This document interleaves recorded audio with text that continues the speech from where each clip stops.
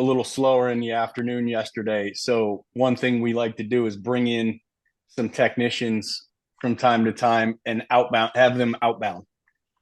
And when I say outbound, I mean call clients and book maintenance calls, right? Get them to let us come flush their water heater and do a plumbing inspection. Now, two things that I noticed on a call that I watched the technician make. Number one was he jumped right to the sale. There was no warm up. Number two was the no was final and really easy. Like the client's just like not interested. And he's like, cool, thanks for taking my call, kind of thing, right?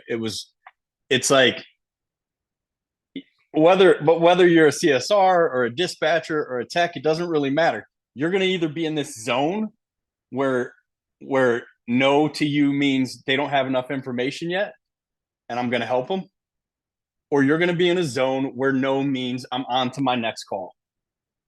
That's it. There's no middle lane. So we did a little training on it, and the first thing we trained on was like, let's do a little warm up, man. Let's try it again, and let's say, how was your last visit? Right? Just come up with something. How was the last time you had a technician out? And this was the very next call. And as soon as this lady answered the phone, older lady answers the phone, like she could not wait to get off the phone with him. And there was probably 3 or 4 guys in the Phoenix room that were sitting in there and watching a second. Thumbs up this, right, guys? This is what it looked like. She was just like, huh? What? Yeah. Yeah. It's like from, this is Brian from such and such, just seeing how your last appointment went. And she's like, oh, yeah, it went really good. Actually, we were thankful we had him over. And he's like, oh, really? It went well. And she goes, yeah, you know what? We had like an accident here, and it couldn't have been better that he was there at that moment. He really helped us out. Her voice slowed down, her tonality slowed down, and all of a sudden she's not talking to a friend yet, but we're well on our way. Like the defensive posture went away, and now we're just kind of just starting off. And he jumped right back to it and said, oh, great, that's great to hear. We pride ourselves on dot dot dot dot dot. But then he just kind of flew right. He got nervous when she stopped talking, right? Which is what happens to us, especially in the home, but on the phone is just as bad. The person stops and we get like, what do I say next? Right. And the thing to say next is to just, if you're feeling nervous, if you're feeling like that, ask a follow-up question, take the pressure off yourself, give it back to them, and let them talk, especially if you can get them to talk about themselves, right?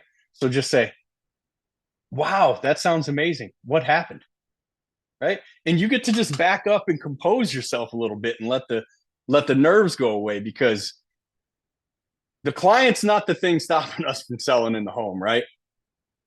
8 out of 10 of your last calls that you ran that didn't sell, I would bet my mortgage on the fact that if you really think about it, you and your nerves cost you that sale.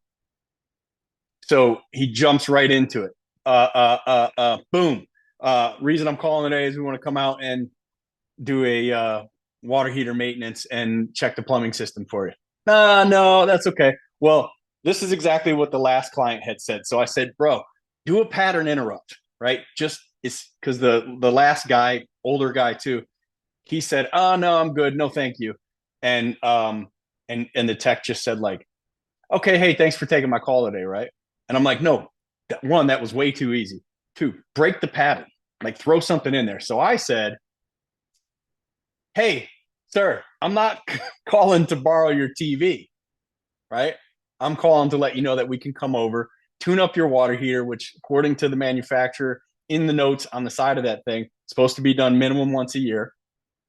And we'll do a quick safety evaluation of your plumbing system and make sure that it is perfectly safe for you and your family. And I'm telling you, we're going to do that at no charge for you, because we want to earn the right to be your plumber for life. Right? That's a whole different conversation.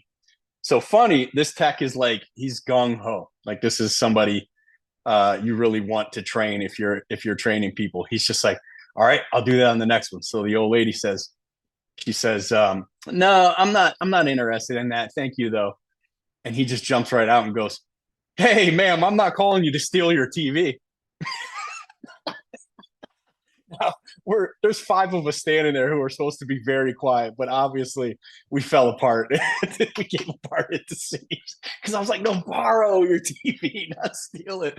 But funny enough, he looks at us laughing and he chuckles, and she's sitting on speaker, and what does she do?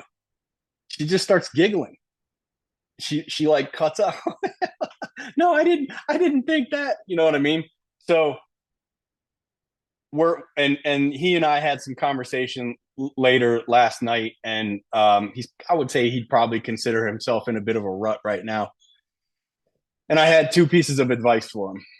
I said, number one, you're taking no way too quickly. It was very obvious on that phone, because if you're in a mode where no just means they don't know enough, let me help you out, or no means there's something in the way, let me see if I can move it for you, then that's what you're doing. It doesn't matter what situation you're in, right? Like we can walk into a restaurant and the waitress can say, let's go sit right over here at a booth. And I'll say, we're four grown men with some shoulders to us. Can we get a high top?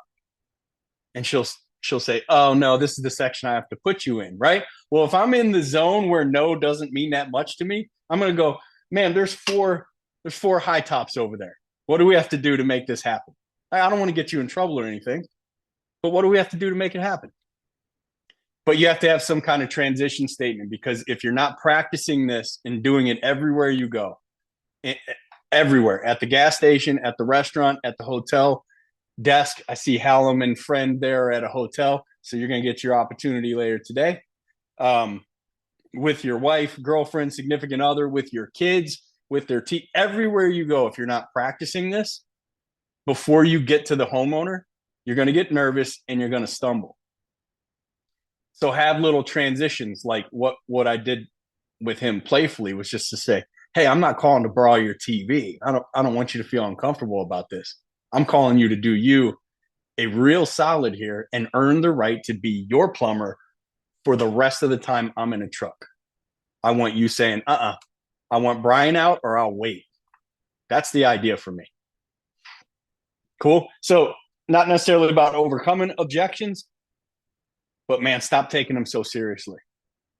And if you fall apart and get really nervous when it's your turn to talk, when an objection comes out, what that is telling you is you're not practicing.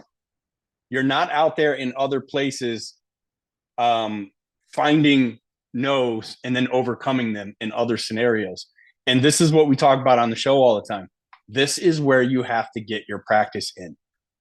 You have to get these nerves pushed out of the way because they exist by nature. It's like one in hundreds of technicians that I see that just doesn't deal with it, right? Logan Altland and Sparky.